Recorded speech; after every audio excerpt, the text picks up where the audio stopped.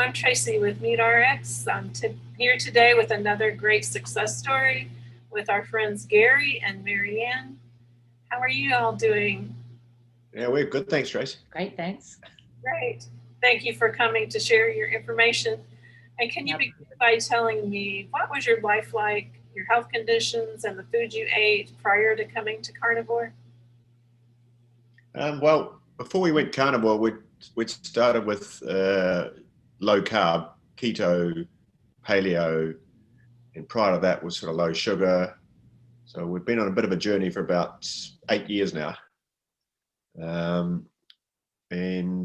guess prior to going the low sugar was Maryanne was diagnosed as type 2 diabetes, and I just was a big fat bastard. A bloody big fat bastard. So yeah, I got up to 106 kilograms. I flew airplanes. I did medicals every year. The doctors never ever said to me, you need to lose weight. And you just each year just gotten heavier and heavier.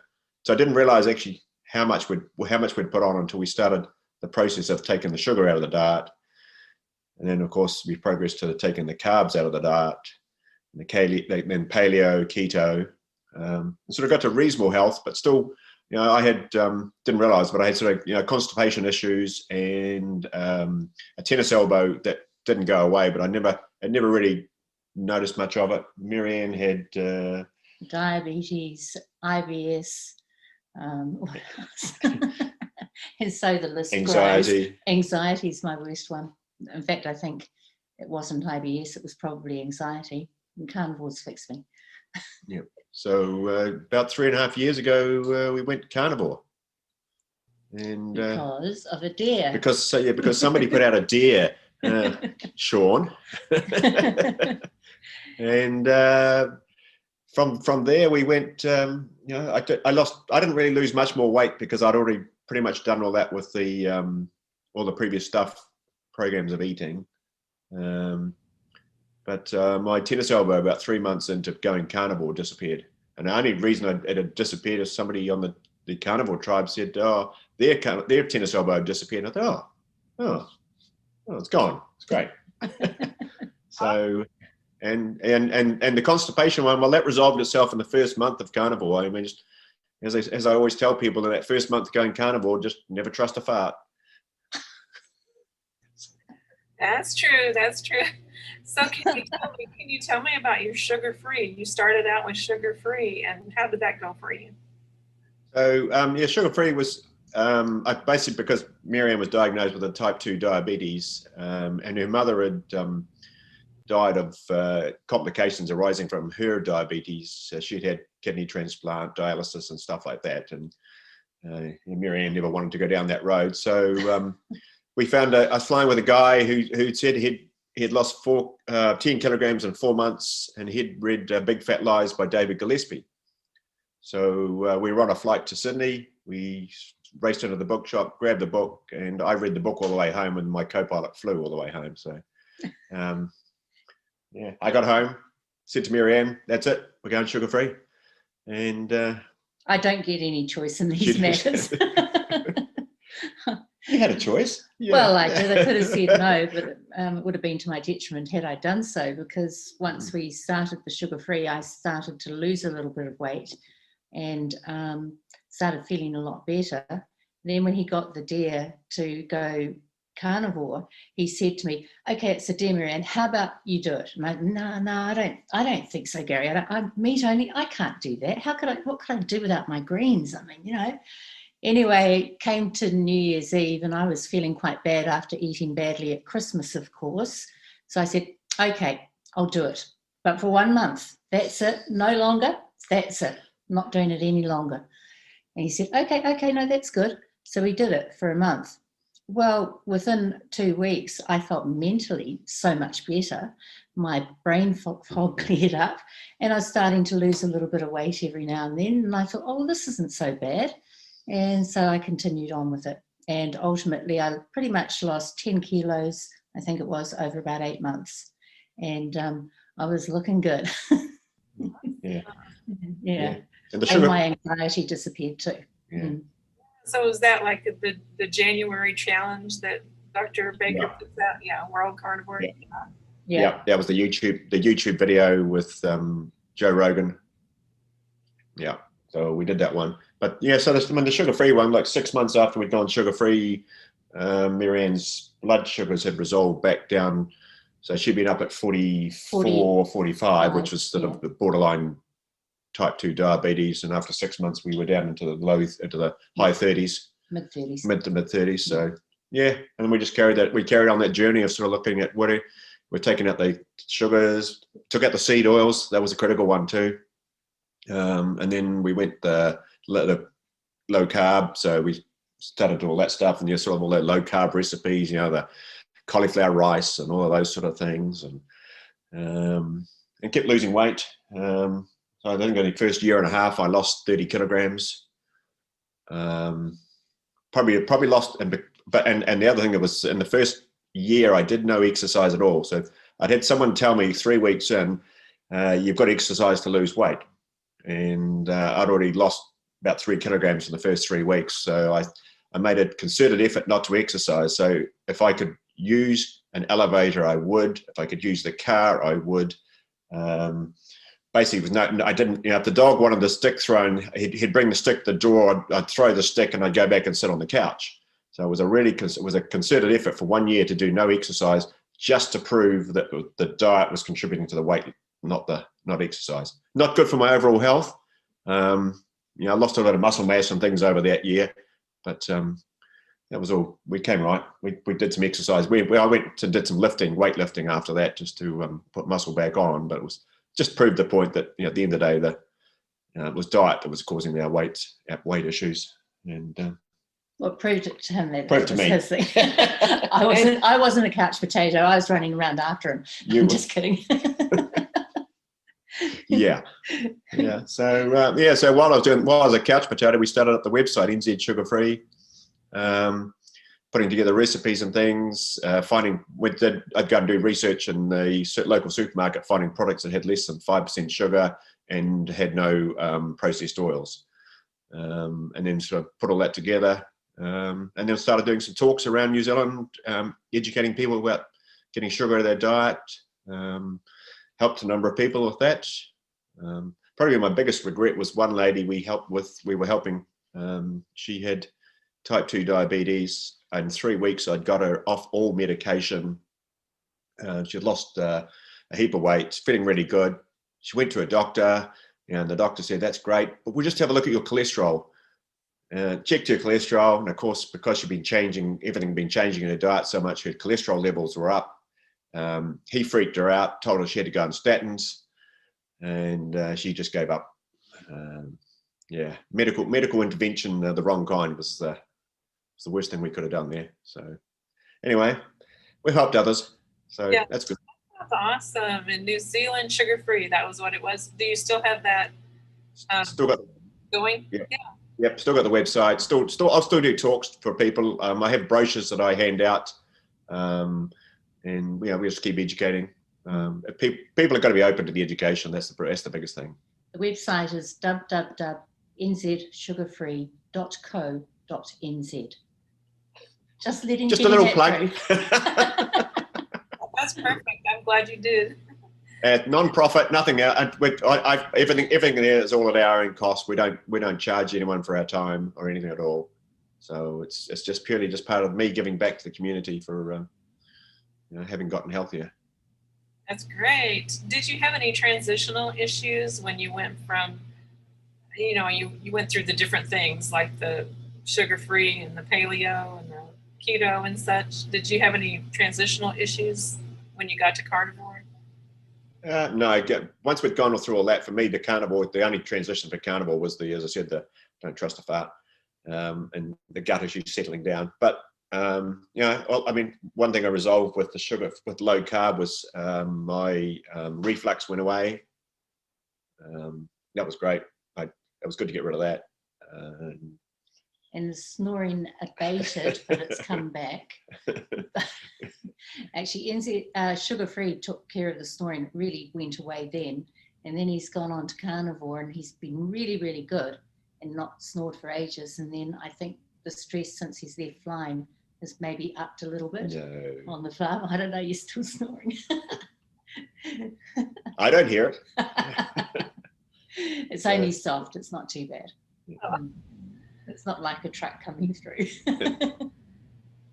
you've been doing carnivore for like 3.5 years, is that correct? Yeah. And do you think you'll continue? I know you told me and showed me your pictures that you have a farm. Right, absolutely. Yeah, and I guess part of the thing was when we went with the was paleo and stuff like that, we actually started looking at where our food was coming from, and we saw a Alan Savory TED talk, and that was a light bulb moment for me, just to say, hey, we've got to change the way we farm. Yeah, we have this image in New Zealand that we're a clean, green farming, but all we're doing is actually degenerating the soils with the way we've been farming. I came off a farm in the first 18 years of my life, and so everything that Alan Savory talked about in his TED talk sort of just rang a bell. So we said, oh, focus has got to change. So we went and did a holistic management course, which was done by John King here in New Zealand, who'd done with the course with Alan Savory. So we did that, and that gave us our focus, what we're going to do. And then we got two lovely Scottish Highland bulls on our little 2.5 acres we had in a previous property, just for Maryanne to get used to animals with a little bit of intimidation. And at the end of the year, if she wasn't comfortable with the animals, then we weren't going to go farming. And she loved them. He's finding it hard. We've got 3 that we've fed, and they're going at the end of the year, and I go, But yeah, so we basically 2.5 years ago we sold up, and we've been farming here for the last 2.5 years in Northland, doing regenerative farming, using Alan Savory and holistic management processes, and just trying to educate people into that as well. That's probably my bigger focus now, is making sure, if people can start using holistic management, have a holistic context which sort of gives them a guidance for life and decision-making process, we would all be in much better shape. And, yes. So we've got regeneratively grown beef on the farm. We use no fertilizer, no chemicals, no drenches. We use dung beetles we've introduced onto the land to process the dung. And just with the grazing process, we do growing green grass, lovely fat cows and calves, and every now and again we get to eat one. Yeah, that sounds awesome. So do you have any other animals? Do you have like goats or any other animals? We tried babysitting goats, neighbours' goats for 3 weeks, and they're really good at chewing out lots of stuff that we don't want everything but. Everything but. So our fledgling orchard became even worse. Yeah. But we probably won't. I probably won't go goats unless I could get a goat or a herd of goats that would stick with the cows and actually rotate around the farm with the cows, and then they could do clean up the things like the gorse and the bushy weeds. But we might introduce some sheep, particularly probably the shedding sheep, the ones that shed their wool. Because I haven't got facilities for doing shearing here on the property. So it's just part of the holistic context. Is it something we can do without actually generating extra work? My day of farming consists of, I get up in the morning, I go down and move the cows through an electric fence, I close the gate, and then I take up one previous fence and I might set up another fence, and an hour later my farming is done for the day. So people who say regenerative farming is hard work, well, it's as hard as you want to make it. Yeah. So what kind of cattle do you have? We've got a mixed breed of cows. We had basically, the previous owner had cows on the property that he just, whatever cow he could buy cheap at the sale. So quite a mix of Friesians and Herefords and all sorts of stuff. Which we're transitioning towards the New Zealand Angus, which is a version of the Scottish Angus. So it's a little bit shorter stature, black hairy cattle beasts with and naturally polled, so no horns to worry about. Because the biggest problem here in New Zealand is you can't sell meat to processing works if they've got horns. They don't take them in the cattle truck because the horns get stuck in the whatever, in the thing to the side, yeah. So all our old-fashioned cattle trucks, I guess. Yeah. So what would you tell someone that's wanting to try to start carnivore? Do you think they should do like 30 days, or what's your best tip for them? I think 30 days. 30 days really convinced me, and it's so much easier than what you imagine. And it's getting the courage to do that start. And it does take a lot of courage to do it because you're giving up a lot, but in return, you're getting your health back. You're getting to feel so much better. So yeah, I do 30 days. Yeah, depends where they're coming from. I mean, if someone's coming from a background of a sad diet, then my first recommendation is actually just increase your meat intake and make meat the focus of the meals. So eat the protein first and the fat, and then if you're still hungry, then have your carbohydrates or whatever else is left on the plate. And then so that way they start to sort of get used to eating more meat, and when they're ready for it, just go hard out. But if you want health, you want your health and wellness back, mental health, physical health, definitely meat. And don't worry about what sort of meat it is you're buying. Just buy the cheapest meat you can buy in the meantime, in the first part. And if it's just nasty old mince that's got full of fat, just absolutely go for it. That's another point when he says the cheapest cut. Everybody says, oh, but it's so expensive to buy just meat, but they forget about all the other crap that they've cut out of their shopping bill. And it's not actually it's not expensive actually. No, we're lucky, but I mean, even so, when we didn't have a farm, I found that my shopping bills for weekly were much less because all I was buying was meat. Meat and dairy. Meat, eggs and cheese. Meat, eggs and cheese, yeah. So what do you typically eat in a day? Do you usually have 2 meals, 1 meal? What kind of foods? 2 meals, bacon and eggs in the morning and meat at night. Yeah. I don't need anything else during the day. If we want a snack, we maybe late afternoon might have a little bit of cheese and a couple of cold cuts of meat. Yeah. And dinner's just whatever meat we've decided to have, whether it's mince or sausages or steak or roast or pork belly or, Yeah. That's your favorite, pork belly. It is. I love beef belly and pork belly. Oh, haven't tried beef belly. Oh, we have to get them to do that for us next kill. Yeah. That usually ends up, I think, in our sausages and our mince from the home kill. And that's another thing too. When we were in Kapiti, not on the farm, Gary went to our butcher and he said, "Look, I want you to make this mince for me." And he said, "I want you to put everything in it: heart, liver, kidneys, everything, all the offal." And the butcher kind of looked at him weirdly and said, "You sure?" He says, "Yeah." He says, "It's going to be good." So anyway, he did it. So it was 2 kilograms of normal mince and then half a kilogram of the offal meats. And then I went to work, and a couple of days later it was ready. So Maryanne went down to pick it up, and and he said to her, "Is this for your dog?" "Is this for you? Or is this for the dog?"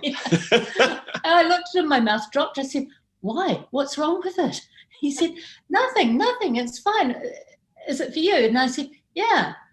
And I looked at him. He said, "It's okay. It's good. And he went off to the freezer and got it. He still came back with a weird look on his face. Oh, shit.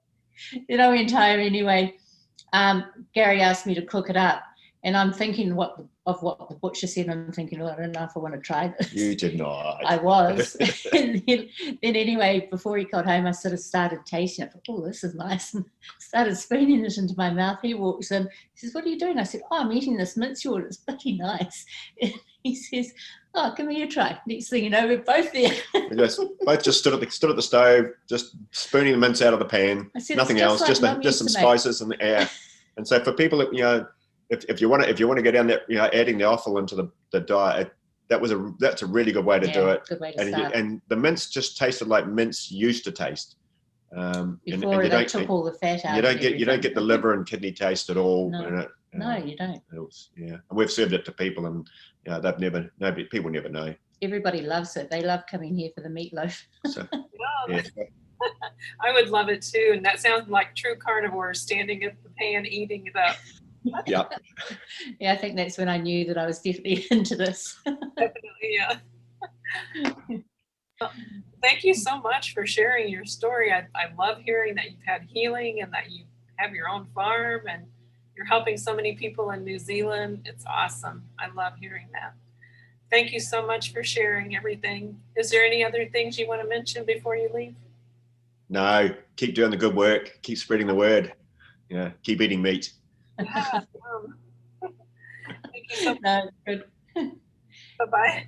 That's Okay, fabulous. Thanks bye. very much, Thank Tracy. you. Cheers.